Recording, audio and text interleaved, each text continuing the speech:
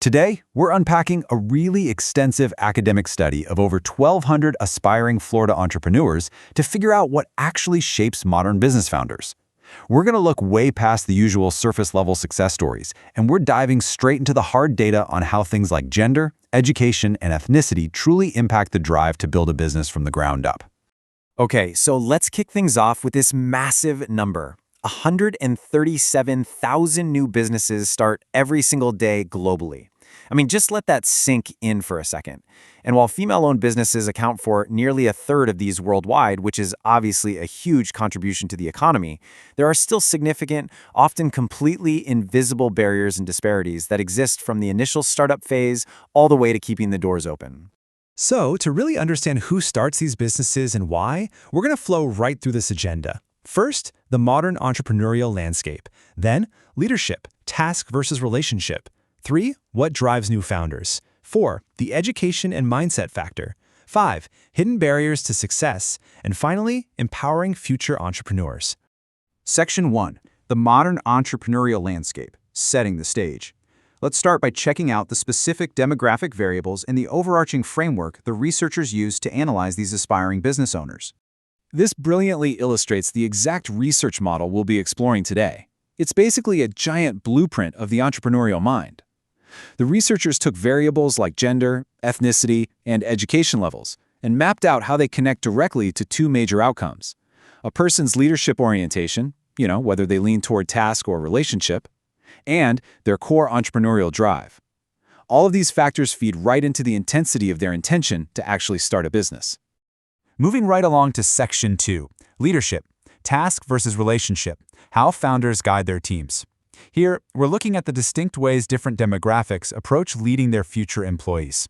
It's a fundamental question about workplace dynamics, right?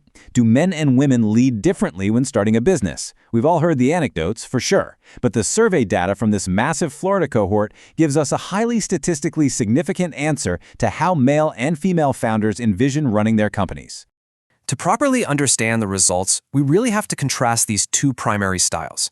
First, you've got task-oriented leaders. They focus intensely on execution. They're providing systematic directions, supervising closely, and prioritizing getting the job done quickly. On the flip side, relationship-oriented leaders prioritize supportive team dynamics. They're the ones fostering team cohesion, encouraging participative management, and really focusing on building sustainable networks.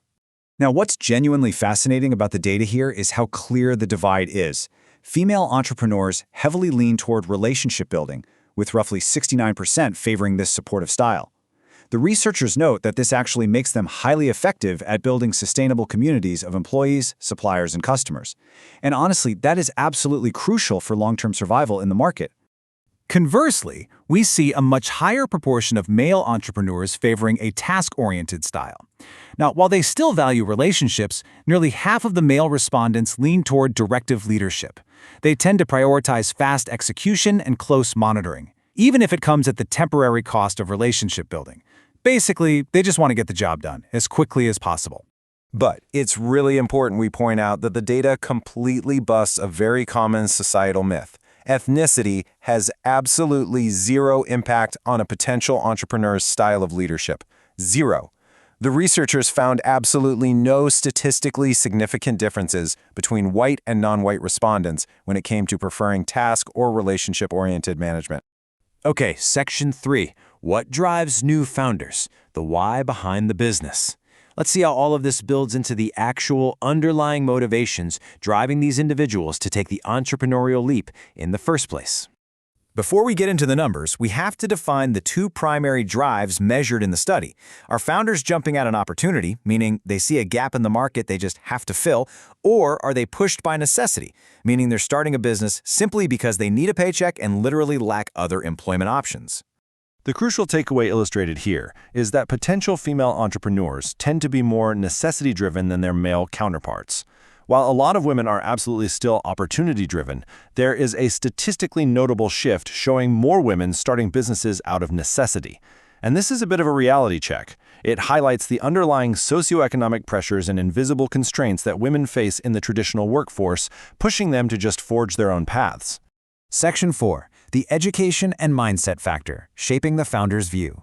Let's dive into how formal education and personal psychology actually alter these entrepreneurial drives.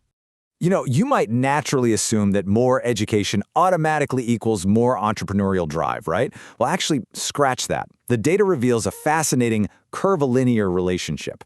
Opportunity-driven motivation actually peaks at the undergraduate level, but then it drops off for doctoral graduates. It's wild, but perhaps too much higher education leads to a bit of analysis paralysis, making highly educated folks more cautious, or maybe it just points them toward more specialized corporate careers.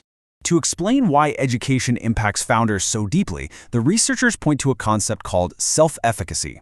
Basically, this is an individual's belief in their own competence, their inner cheerleader, if you will. As individuals become more open-minded and educated, their confidence in handling complex, ambiguous entrepreneurial tasks shoots up. They feel incredibly self-assured when a business opportunity presents itself. Which brings us to Section 5, Hidden Barriers to Success, the Invisible Hurdles. Because despite having high self-efficacy and strong education, a lot of aspiring founders still hit massive institutional roadblocks.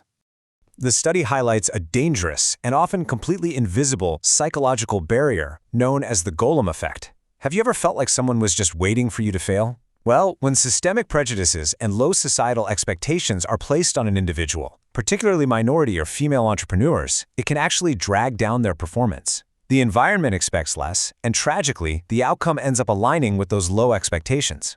And these expectations aren't just in people's heads. The data directly links the perception of hardship for minority entrepreneurs with a tangible lack of family financial support. With a highly significant correlation, it proves that these invisible barriers have very real, very concrete economic roots. It is simply harder to start a business when you don't have that familial financial safety net to rely on.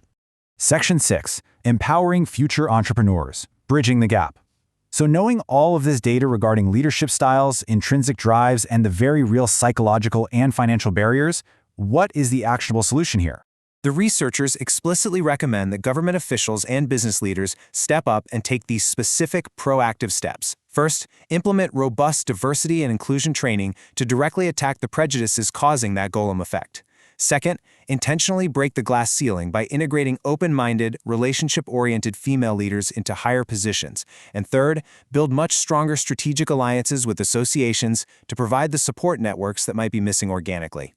And this quote lays out the ultimate antidote to the golem effect. It's called the Pygmalion effect. By intentionally communicating positive expectations, offering genuine positive support, and expressing real excitement about expected good results, leaders can pull significantly better performance out of diverse entrepreneurial teams.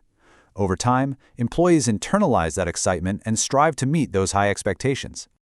So, we've seen the hard data on how gender impacts leadership style, how education literally curves our ambitions, and how societal expectations can make or break a new business.